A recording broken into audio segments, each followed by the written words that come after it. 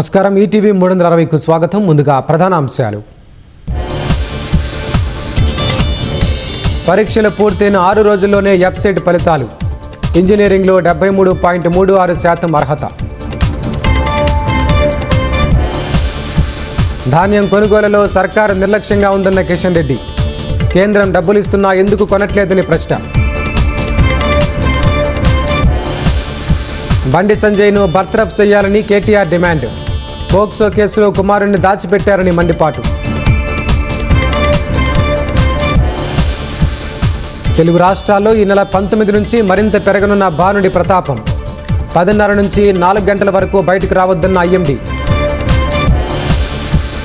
కేరళలో రేపు కొలువుదీరనున్న యూడీఎఫ్ ప్రభుత్వం. ముఖ్యమంత్రిగా ప్రమాణం చేయనున్న వీడి సతీశన్. నెదర్లాండ్స్ భారత్ మధ్య కుదిరిన 17 ఒప్పందాలు. హర్ముజ్ తెరవాలని ఇరు దేశాల ప్రధానుల పిలుపు.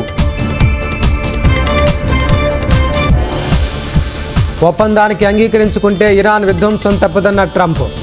చర్చలు విఫలమైతే సైనిక ఘర్షణకు సిద్ధమని టెహ్రాన్ ప్రకటన. కాంగో, ఉగాండాలో వెలుగులోకి 300కు పైగా ఎబోలా కేసులు. 88 మంది మృతి.